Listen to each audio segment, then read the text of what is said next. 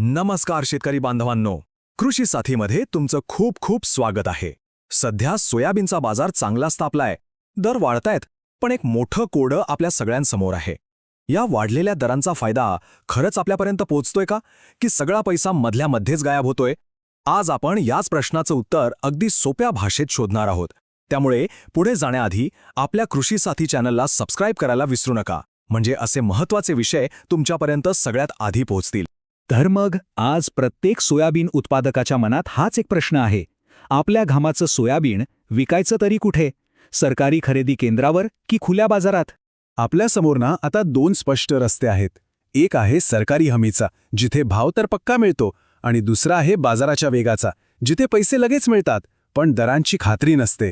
या दोन्ही रस्त्यांवर काय काय आहे, चला सविस्तरपणे पाहूया. चला, सगळ्यात आधी हा जो गोंधळ आहे ना तो समजून घेऊया. सध्या बाजारात सोयाबीनचे हे दोन वेगवेगळे दर का ऐकायला मिळतायत? याचमुळे तर सगळा घोळ होतोय. एकीकडे बघा, मोठमोठे प्रक्रिया प्लांट तब्बल 5,000 रुपये प्रति क्विंटलचा भाव देत आहेत, म्हणजे जवळपास सरकारी हमीभावाच्या जवळ जाणारा आकडा. हे ऐकल्यावर वाटतं की बाजारात जोरदार तेजी आहे. पण गंमत बघा, जेव्हा आपण आपल्या जवळच्या बाजारात जातो तेव्हा हातात काय पडतंय? फक्त 4700 रुपये, म्हणजे थेट 500 रुपयांचा फरक. मग प्लांटचा तो मोठा भाव आपल्यापर्यंत पोचता पोचता कमी का होतोय? हे समजायला ना एक अगदी सोपं उदाहरण घेऊया.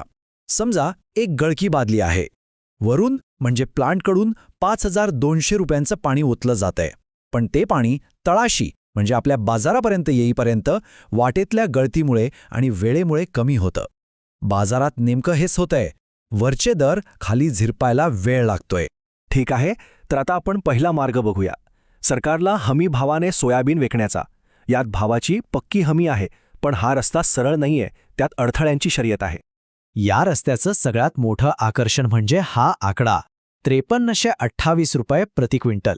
हमीभाव बघितल्यावर कुणालाही वाटेल की इथेच माल विकणं सगळ्यात फायद्याचं आहे. पण थांबा, इथून पुढे खरी कसोटी सुरू होते.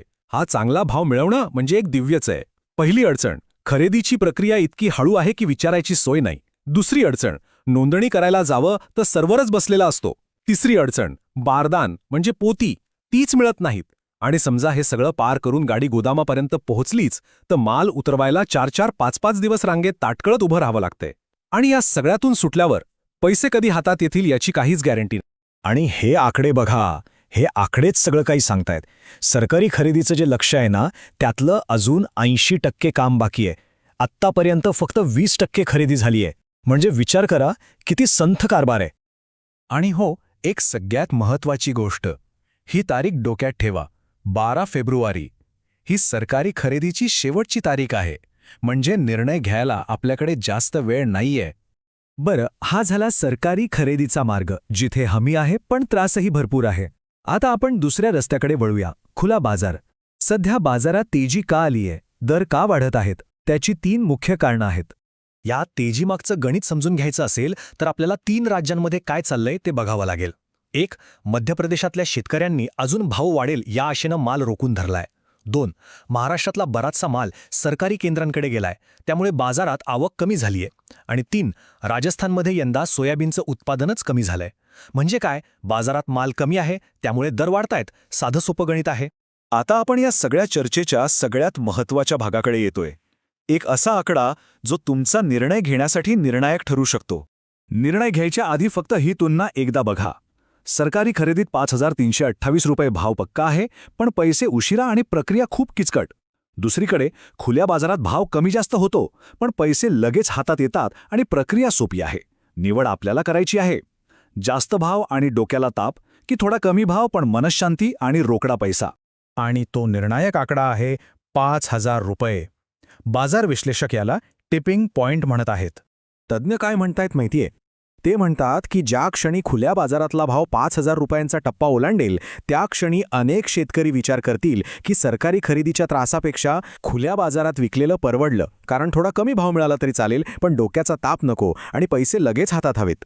तर मग आता या सगळ्या माहितीच्या आधारावर आपण आपला स्वतःचा विक्रीचा निर्णय कसा घ्यायचा, त्यासाठी काही गोष्टी लक्षात ठेवणं गरजेचं आहे. आपला निर्णय घेताना या 4 गोष्टींवर जरा बारकाईने लक्ष ठेवा. पहिली गोष्ट, तुमच्या जवळच्या बाजारात रोजचा भाव काय आहे हे तपासा. दुसरी गोष्ट, सरकारी खरेदीचा वेग वाढतोय की तसाच आहे यावर लक्ष ठेवा. तिसरी गोष्ट, हमीभाव आणि बाजारभाव यातलं अंतर कमी होतंय की वाढतंय हे पहा. आणि चौथी, सगळ्यात महत्त्वाची गोष्ट, जर तुम्ही इतके दिवस थांबलाच आहात तर विश्लेषकांच्या मते 5,000 रुपयांच्या खाली माल विकायची घाई करणं कदाचित फायद्याचं ठरणार नाही. आणि जाता जाता एक शेवटचा पण महत्त्वाचा प्रश्न. जर सरकारी खरेदीच्या त्रासाला कंटाळून बहुतेक शेतकऱ्यांनी आपला मोर्चा खुल्या बाजाराकडे वळवला तर बाजारात मालाची आवक अजूनच कमी होईल. मग अशा परिस्थितीत बाजारातले दर 5,500 रुपयांचा टप्पाही ओलांडतील का? यावर नक्की विचार करा. तुमचं यावर काय मत आहे हे आम्हाला कमेंट करून नक्की सांगा. आणि हो, शेती आणि बाजारपेठेच्या अशाच सखोल विश्लेषणांसाठी कृषी साथी या आपल्या YouTube चॅनलला सबस्क्राईब करायला अजिबात विसरू नका. धन्यवाद.